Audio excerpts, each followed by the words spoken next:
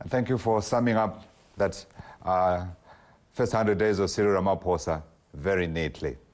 Now, Cyril Ramaphosa has messaged he's coming as the sole guy or the guy in charge around a new dawn. And I want to start right there to help me understand whether this guy has made the difference that is required or not. Let me introduce my guest, Vusi Tembekwaya, CEO of my growth fund. Thank you for coming, Vusi. How do you do? And sitting next to you is Lesiba Motata. He crunches numbers. Thank you for coming, Lesiba. Excellent. Love that. Investment Solutions. That's what Okay. I do. Numbers. I'll save you for last. Yeah. Vusi, this messaging and the outcome out of those first 100 days, I know it's a short period of time, but it is an awfully long time. Because when you look at what happened in Rwanda, you realize it's a long time. Have the two meshed? Yeah, absolutely. No, without doubt. Remember, before the president ascended to the presidency, we'd come out of a period of just terrible leadership, terrible uncertainty in markets, political turmoil that was festering and infecting the economy. So for the president in the first 100 days, if you think about what he's done, he's brought a little bit of stability, a message of hope. He's delivered some critical wins. It's not all of them, but the ones that he's delivered show that the direction is the right direction. Right. So in my mind, he's actually done more than enough for the first 100 days. I think he's done exceptionally well. Yeah. I suspect I know your answer. Because when you look at how the markets have reacted, and we look at some of the language that we're hearing from the markets. I had Brian Joffrey sitting here with me the other day and telling me that the R in the Rand should be known as Ramaphosa. How well has he done? No, it's a very good contribution that has happened. As Vusi was talking about the negativity that we came from and where we find ourselves now, it's a major contribution. However, these were quick wins.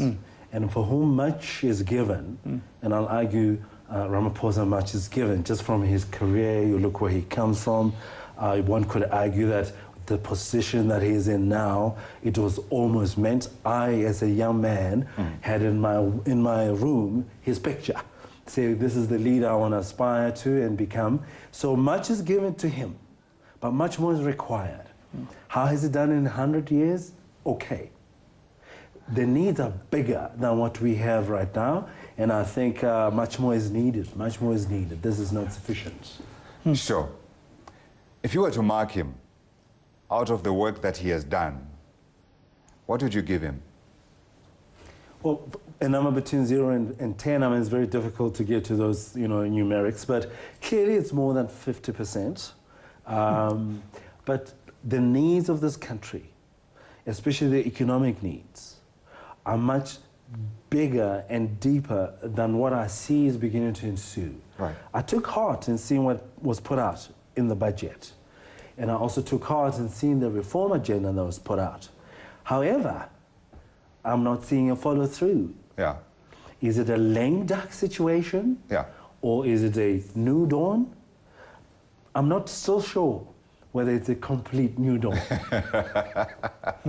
So give me a number for that new dawn, Mr. Numbers. Well, here's a number.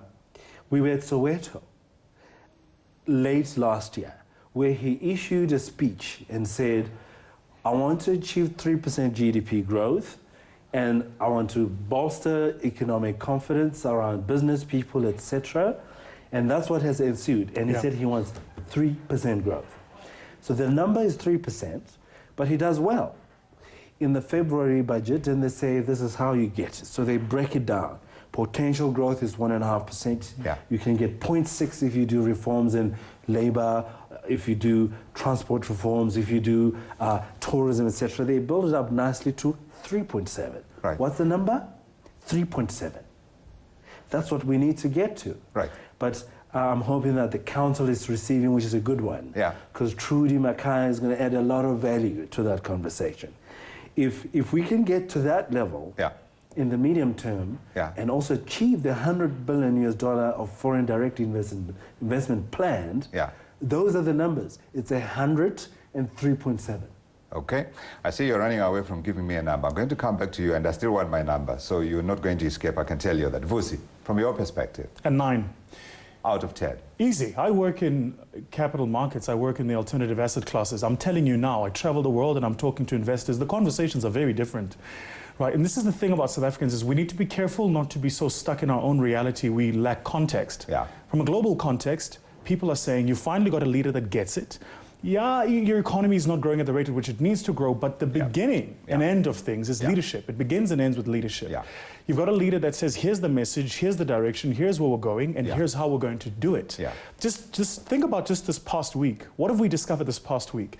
That there was over 700 million rand in wasteful expenditure at one of the main carriers in the country. Now, if you compound that, how many RDP homes do you build for 700 million rands? Sure. How many kids do you put in school? How many schools do you build, right?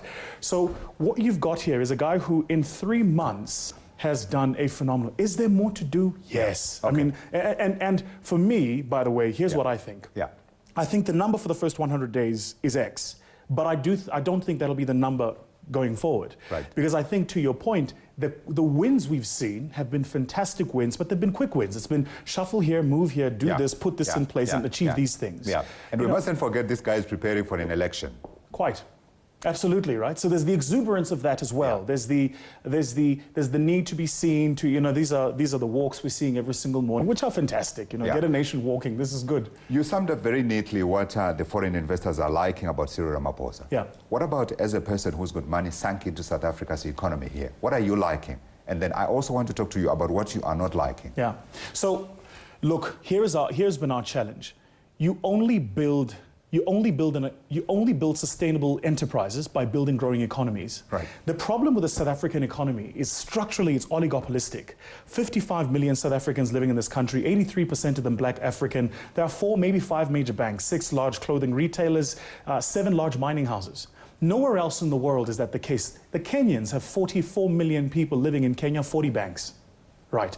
So what you need to do to create a broad-based distribution of wealth is to truly broaden economic participation. Or break up the monopolies. Well, this is it. And for me, my only concern as a venture capitalist to invest in entrepreneurs early stage and helps them grow businesses, we're seeing it every single day, is there is a point of growth where entrepreneurs just can't break that ceiling. And the reason they can't break that ceiling is because the instruments of monopoly then begin to suppress. And by the way, this is just a final note.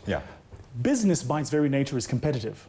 So if you come to me and I run a billion-rand business and you want to innovate in my space, I naturally am going to defend it. Right, so you can't on the one end say businesses shouldn't do that, shouldn't do that.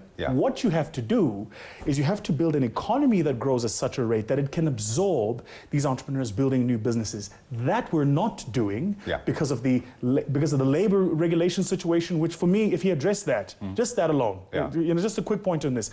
An entrepreneur today employing 2 people has exactly the same labor laws as ShopRite with 20, 30,000 people. Okay. That's not sustainable anywhere in the world. Okay. You address those issues, you can unlock a lot of latent potential sitting in this quagmire of where we're at. You want to come in? No, I agree with all of that. I've got a question for you in case you want me to ask you a question. Well, but I think you want to respond to some of the issues that the you one raised. point is, for whom much is given, much is required. All of these have been in the making in South Africa, and we're not short of good ideas. Here, the requirement for a good president as we have as Cyril Ramaphosa is much bigger, right? This positivity and the global view that's been expressed in SA requires a lot more. And I need to see more, which I'm not finding at the moment. How many times have you had to revise your growth forecast for South Africa since Ramaphosa came in? That's an interesting question because they are not significantly higher from what they were last year. So the economy surprised the market. Having expected 0.6 GDP growth, it comes at 1.3. But already we had cooked. No, we already cooked, well, double from a very low base. Double? I'm just looking at the numbers here. These are numbers that leaves very little to be desired. Let's just put it that way. Okay. Already last year, because the bottom of the economy in the business cycle was June of last year. Already it was in an upward swing. You would see it in retail numbers and manufacturing, you could see it.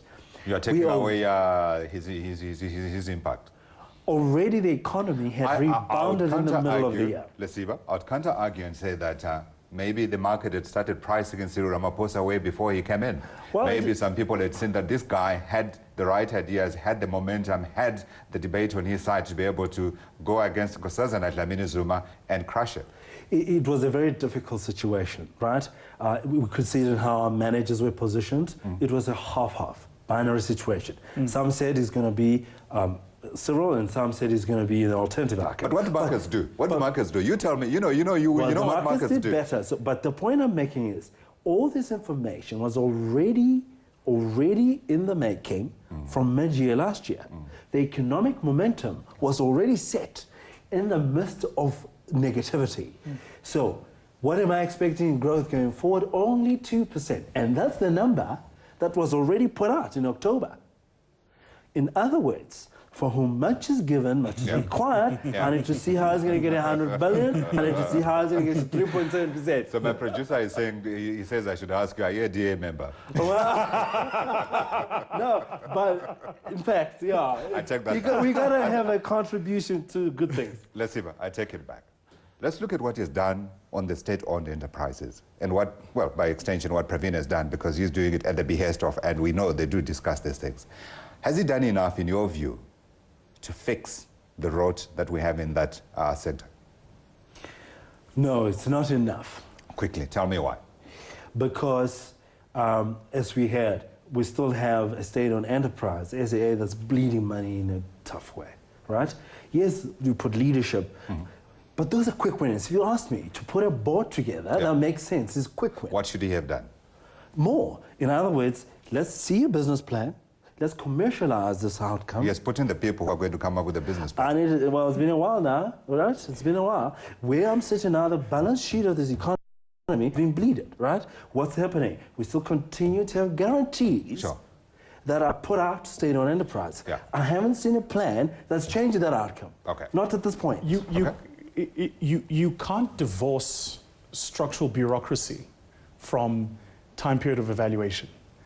Government and governance are incredibly complex instruments. The South African governance system is a cooperative governance model, which means at a local government level, the president actually has very little, if any, power. At a provincial government level, as we've just seen now, precisely, at a provincial government level, he in fact has almost no power, which is why he had to rely on the lever of power that was the ANC rather than his authority as the president to act. The reason I make these points is because when you then assess performance, you then have to say, but what is the situation and the structure of the situation, and then therefore the power available. So I look at something like an SAA, where you've taken an incredibly capable executive, right, like Vuyani, from one of the fledgling telecommunications enterprises, convinced them to come and run an institution like this. Then you take a Paramani Hatebe, who pulled the land bank from the red, and you bring him into... These are not black professionals who are not without options. Pagamani was running Absa Capital. He was plenty in good. So what you've done is you've built an equity of people, but there is a structural bureaucracy that will take time. I thought you would be amongst those who are saying that he should have done more, and I thought you were going to say the same thing by selling SAA. No. Where are you finding 21 billion rand to refloat that thing? Let's just reverse. Let it go. Let's reverse. I'll give you one example, one very simple example. We ran the numbers on this because we have to present these studies, right? The South Africa-Beijing route, when it was still active, cost Joburg-Beijing, that was R1 billion loss to SAA. What nobody tells you was the foreign earnings on tourism on that link were 3 billion. SAA's problem, and I've said this on this platform before, isn't a loss-making problem. SAA's problem is an accounting problem. What SAA does is it accounts on its ability to bring people into the country, but what we don't look at is what do those people spend when they are in the country. Okay, are you saying we can't bring other people through other airlines? Not only that, I'm saying you also couldn't do it affordably. Well, we talk about, look, let's just be clear, I'm a Smithsonian Keynesian economist guy, right? I believe in the power of the capital markets and private enterprise. Right. But I can tell you for free, we disconnected the Beijing SAA route. I don't see the alternative for-profit airlines flocking to fill up that route. Let's see. Let's tackle the other big issue. I wish I had more time. Let's tackle the other big issue, corruption. He has, as he was coming in, we saw the beginnings of a flurry of movements in areas we never thought possible. The raid on Saxon World. Then we saw the squaring up to Tom Moyane. Then we saw the squaring up to the money that was being spent on the defense of former President Jacob Zuma. Has he done enough, in your view, to send a message? Because I think corruption is about perception. I know, Yeah. Has he done enough? So that's very good. I mean, it's actually has been the Achilles heel of South Africa. Yeah. And for him to be agile, as we have seen in that responses that you mentioned, it's a good thing. And we need to see more. But I'm actually taking heart in having seen that outcome. The agility of dealing with corruption is what's needed, and I'm seeing it increasingly, and that's a good thing. Fosi? Yeah, look, I agree. I 100% agree. I think he's done what he can do. Here's what I think will really send the message. What will send the message is not when we sing commissions of inquiry. Yeah. What will send the message is when we seeing people go behind bars. Right. That sends a message very clearly, because to your point, corruption becomes embedded in the culture of how people do things. Yeah, we see it. We've got I'll tell you, in our firm, we've got a project that's about financial inclusion. So we go around the country and we put out centers where we try to get people in the most desperate circumstances to come and participate. 249 municipalities want to get 249 of these centers up, and we partner with corporates to do it. It's called Project 249. Right. But when we go into those very local municipalities and you're trying to put in an institution, a place that's going to help young people find access to jobs, to opportunities, start businesses, people then ask you for, what am I getting? Sure. It's a messaging thing. It's an embedded thing. Yeah. The only way it stops is you've got to do what the South Koreans have done. You've got to do what the Chinese have done. And you've got to go, you do it, there's going to be consequences. When that message gets sent, you will see behavior change very quickly. We have 1.5 minutes of the show left. I asked you earlier, 1 minute, what has he done that you haven't liked? It's interesting that I know the answer. He's been consistent. He's been consistent. 9 out of 10 is a very high mark, which means he's mostly happy. You know what it's been? What's the one it's thing the he hasn't SASSA issue. done? It's the SASSA issue. 17 million grant recipients in this country. We can't afford to be playing around with this thing. Right. And as a president, what I would have liked him to do is to go this, by then, and this is what's going to happen if this thing doesn't happen. I thought you were going to say land expropriation without compensation. No. it's an excellent contribution. It's an excellent contribution. However, my number is a 6. Because I expect much more from that quality. Point 6 talks to the fact that the needs are bigger. Yeah. And from a quality leadership with what we have now, I need to see more. SA can double in size. And it's this type of leadership that can make it happen. Okay. So we have run out of time. I want you guys, though, and I'm putting you under tight pressure here, to come up with a label, 10 seconds, of what this guy is. I already have my label, so I've got an unfair advantage. What do you mean by label? I want you to label him. Sum him up in 1 word, 2 words, 3 words, no more. He's a closer. He's a closer. Yeah, I was about to say he's an executor. Is it? Executor. Gets it done. Executor. President. Well, he's much more than that. Hey? He's done excellently by the markets, without doubt. Well, he's got a constituency. He's talking to the right thing about the economy. Yeah. That's about people. As an executor, he's done the business. Let's see if he'll be able to do the business at the elections. Gentlemen, thank you for your contribution. Thank you so much. I wish we could have talked more about the labor side of it, because that's one big issue. You gave me a stat that I'm going to remember for a while. Lesiba Motata, he is an economist, and Devusi Tembekwayo, he is the CEO of My Growth Fund. Gentlemen, thank you for your time and thank you for debate. The debate, of course, continues on other platforms. I can tell you right now, as we go off, the markets have been waiting for those guys who decide where we can